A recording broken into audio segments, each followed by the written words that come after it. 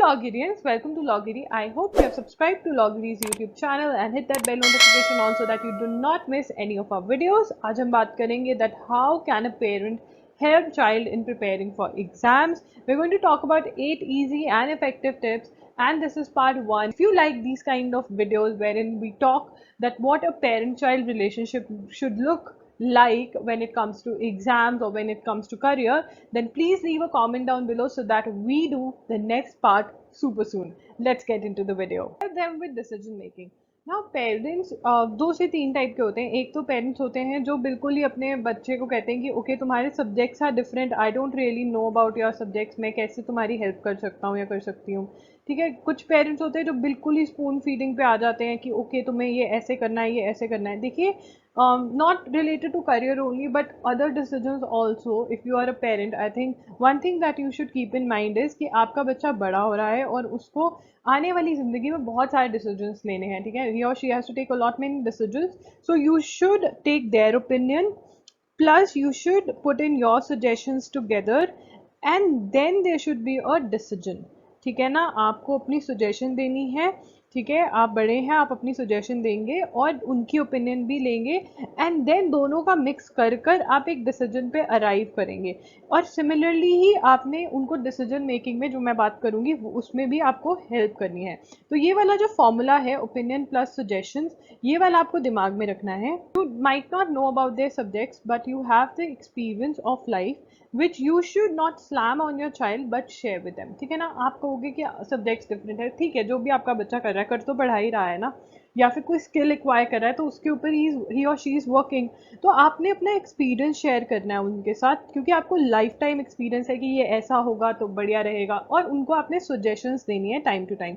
किन चीज़ों से रिलेटेड आप उनकी प्लानिंग में हेल्प कर सकते हैं, शेड्यूल बनाने में हेल्प कर सकते हैं. ठीक है ना. कि अगर ऐसे करोगे तो बढ़िया रहेगा, क्योंकि बच्चों को प्लानिंग करने में थोड़ा डिफिकल्टी रहता है, स्पेशली जब वो 11th 12th वाले सिनेरियो में आते हैं, किसी कॉम्पिटिटिव एग्जाम के लिए प्रिपेयर कर रहे होते हैं, बिकॉज वो स्कूल की हैबिचुअल होते हैं जिसके अंदर कि टीचर्स प्लान करती हैं सब कुछ. उनको कहते हैं कि ओके ये टेस्ट होगा, ये ऐसे सिलेबस कवर होगा, तो they are not acquiescent with planning. तो आप अगर उनको प्लानिंग में हेल्प करेंगे तो उनको बहुत ही मदद मिलेगी. चाहे just ask them what are their plans. अगर आपको पता है कि आपका बच्चा is very good with planning, very good, there are many kids who are very good with planning, तो आप अपने बच्चे से वैसे पूछ सकते हैं कि ओके आज तुमने क्या करना है. और पूरे दिन में ये नहीं कि हर 2 मिनट बाद you are asking your child कि आज तुमने किया या नहीं, बट हाँ तुम 3 से 4 घंटे बाद पूछ सकते हो अपने बच्चे से दैट ओके कितना हो गया, कितना रह गया. एंड कई बार क्या होता है, the kid is irritated because the kid have decided okay I will be covering these 3 topics today, okay all of these should be covered, but the kid is not able to cover the first topic only because it is difficult and the kid think oh my god what how I will do it, what to do. Now you need to encourage the kid that okay नहीं हो जाएगा, कोई बात नहीं, we'll okay you leave this for a while, you start doing some other topic, हम ये सुबह बैठकर करेंगे, ऐसा कुछ कर सकते हैं. तो जब आप encourage करते हैं अपने बच्चे को कि yes जो तुमने डे का गोल बनाया, डेली गोल्स बनाए, तो वो भी अचीव कर लोगे और जो तुम्हारी लाइफ का गोल है वो भी अचीव कर लोगे, तो उनको encouragement मिलती है, उनको कॉन्फिडेंस मिलता है कि yes they can do it. Right now, no spoon feeding is, again I'm telling you, please don't spoon feed your child. Instead help them in decision making. उनके ऊपर भी कुछ decision making का जो भार है वो डालिए, so it would be more helpful for them. Controlling anxiety and fear. बहुत बच्चों को एंजाइटी और फियर होता है, किसी भी वजह से ये एंजाइटी और फियर हो जाता है. Right. It could be like as easy क्योंकि वो डिफिकल्ट टॉपिक कर रहे थे जैसे मैंने बताया, या उन्होंने एक मॉक टेस्ट अटैम्प्ट किया, उनका बहुत गंदा स्कोर आया और उन्होंने एक्सपेक्ट नहीं किया था कि ऐसा स्कोर आएगा, तो इसके वजह से उनको फियर लग रहा है कि क्या मैं ये एग्ज़ाम क्लियर कर पाऊंगी, तो I won't be able to do this. Situation आ जाता है कि मेरे से हो पाएगा, क्या मैं कर सकती हूँ. तो अगर पेरेंट को पता चल रहा है अपने बच्चे की शक्ल से या उनके हाव भाव से कि the child is not really happy, is anxious, is in fear, you can always sit with the child and ask their problem. ठीक है ना. You can ask them what is the problem, you can help them in solving the problem. May be score less आया है तो आप वो paper ले लीजिए और उनको कहिए कि अच्छा चलो हम इसको एनालाइज करते हैं, हम देखते हैं कि तुम्हारा कौन सा टॉपिक वीक है, हम वो वाला टॉपिक करेंगे. नो डाउट मे बी आपको वो टॉपिक आता हो तो आप ऑब्वियसली और हेल्प कर सकते हैं, बट अगर नहीं भी आता तो आप बच्चे की हेल्प ऐसे कर सकते हैं जो कि कॉमन हेल्प है, मतलब कोई ज़्यादा ऊपर नीचे देखने वाला सीन नहीं है. तो आप एडवाइस है जो लाइफ टाइम एडवाइस है स्टडी से रिलेटेड जो आप दे सकते हैं अपने बच्चे को. When child is studying, sit with the child feels good and is able to study for longer duration.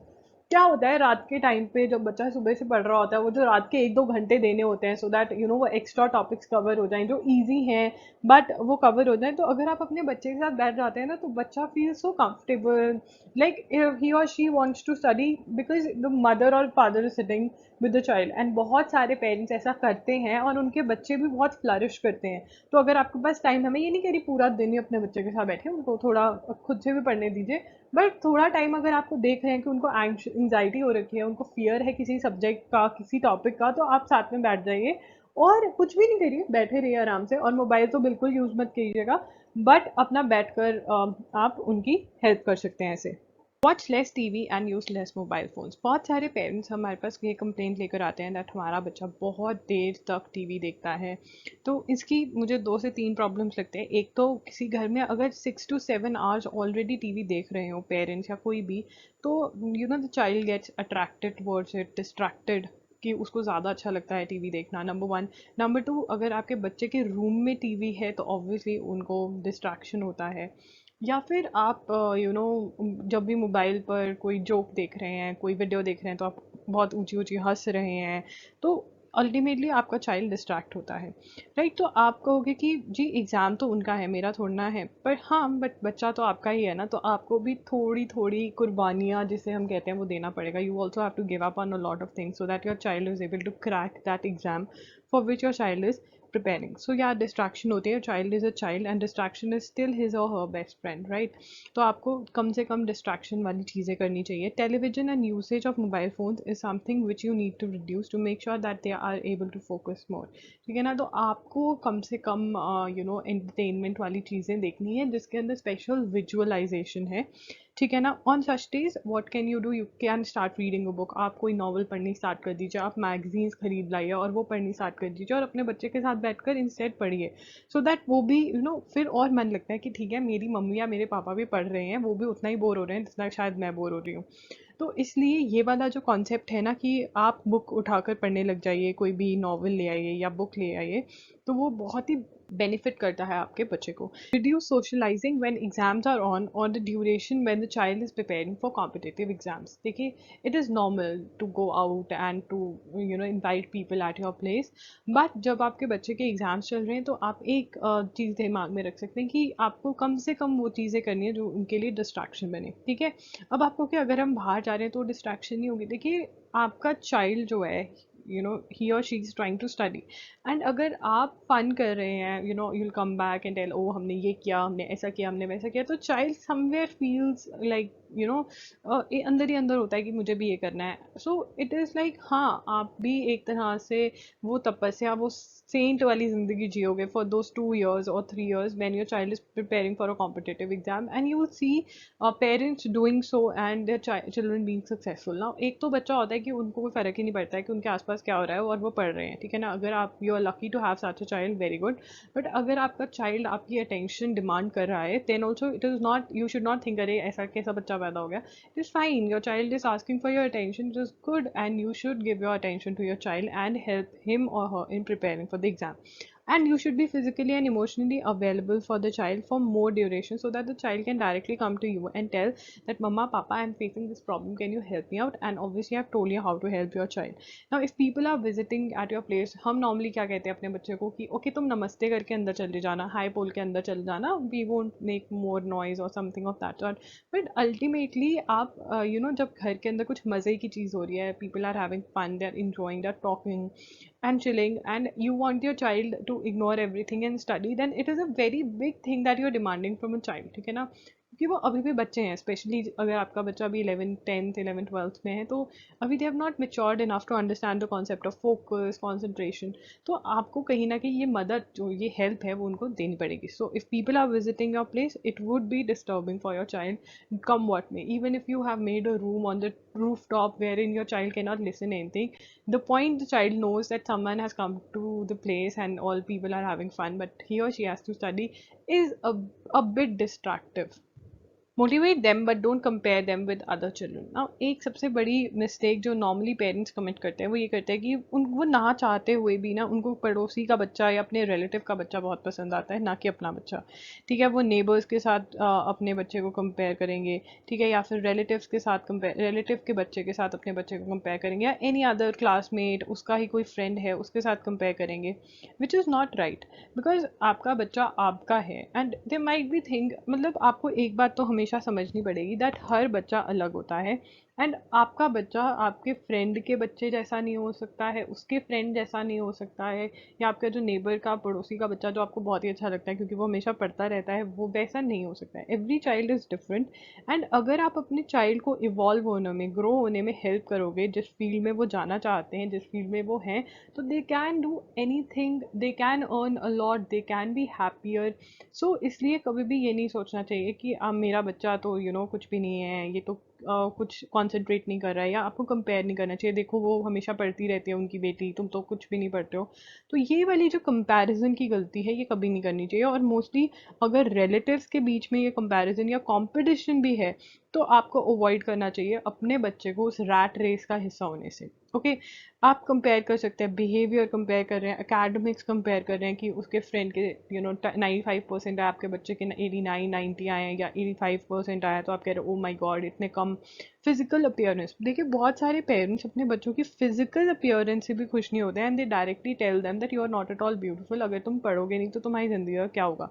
Can you see the confidence that you have taken away from your child. ऐसे लोग होते हैं जो कभी भी अपने बच्चे को ये नहीं कहेंगे कि तुम सुंदर नहीं हो, या फिर अगर पेरेंट को पता ही भी है कि my child in the eyes of the world might not be beautiful, क्योंकि वर्ल्ड ने कुछ कुछ डायमेंशंस बनाए हुए, कुछ कुछ क्राइटेरिया सेट करे हुए हैं, अगर आपको पता है आपका बच्चा वहाँ पे नहीं भी सेट होगा वर्ल्ड की आइज में, the child is not beautiful, you have to give the child the confidence that no, you are beautiful, look the way you walk, look the way you talk, look the way the intellect level you have or the skill that you have, right? You need to give your child the confidence, you are the pillar of your child, not that you will tell your child that you're not at all beautiful. I've seen parents doing this to their children because मेरे पास बहुत सारे बच्चे ऐसे आते हैं कि ma'am हमारे mother या हमारे फादर ने तो मैं ऐसे बोल दिया।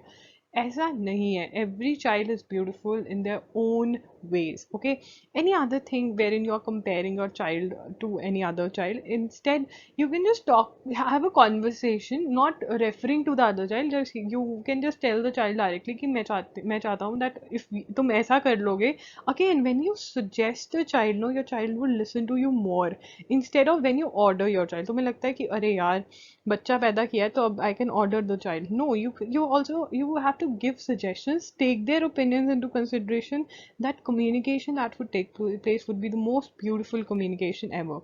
Healthy food but not heavy food which makes them feel sleepy. Now avoid giving heavy food especially at night, give them a lots and lots of water, healthy food, easily digestible food, especially when the exam is very close or just 2 to 3 days before the exam. Don't let them have heavy food, give them a simple dal roti sabzi so that they don't tend to sleep just because they had heavy food. Week before the exam, day before the exam. Now if you, again, there are different kinds of children, kuch hote hain which are very much demanding, they want their parents, one of the parents to be with them.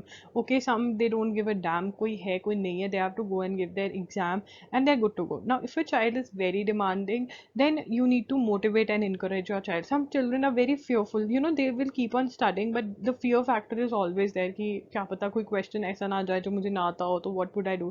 And when the parent says no no no, you know what, you give your 100%, rest would leave, let's leave on the god, let's pray that everything goes good. Now when you talk like this your child gets a confidence, okay okay fine fine ho jayega, right? Nothing, you are not doing anything, you're just motivating and encouraging your child. I remember my mother, she would create stories out of anywhere and just recite it to me that acha, this child was like this and then the child did this and this happened. I was like okay fine, I'll also do this. Nothing, she didn't actually, she did a lot but kuch nahi, she just communicated to me and suggested me that you can do this, and that helped me a lot, that used to help me a lot. Don't taunt, instead share positive stories. Again I'm telling you, don't tell your child that you're dumb, you're duffer, which normally parents do, but you should not. Instead you should encourage them, you should share some motivational stories. You can just bring a magazine wherein from you specifically read motivational stories keep them in your head, and when you know that your child needs one, you just recite one. बताओ उनको कि ऐसा हुआ था, then they just, because motivational stories actually work.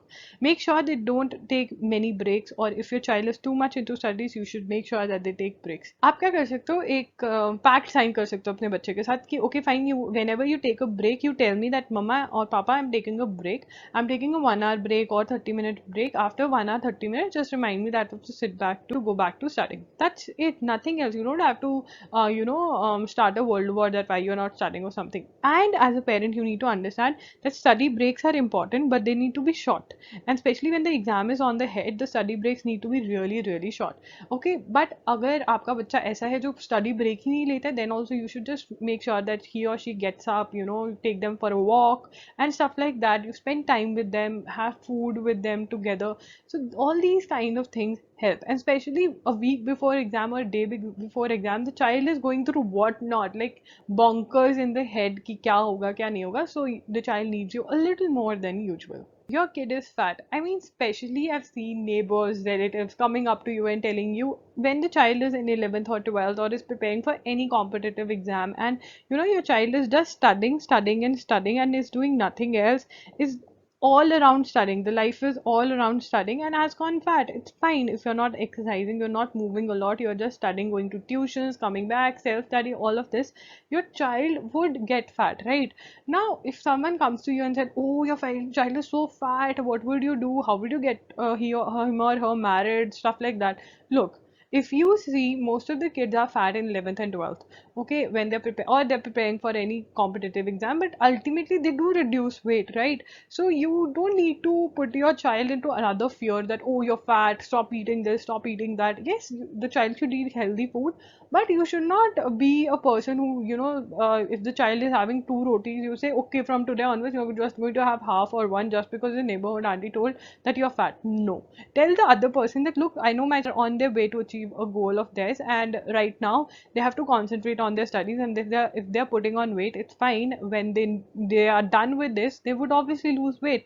That if you're a parent and you're facing a lot of problems with your child, or if you're a child and you're facing problems with your parent and you want us to be the mediator, you can be a part of our mentorship program. If you want to know more about our mentorship programs, then you can just check in the description box, all the details are out there. कि आपको ये video helpful लगी होगी. अगर आपको video helpful लगी तो please like कीजिएगा और अपने फ्रेंड्स के साथ शेयर भी कीजिएगा.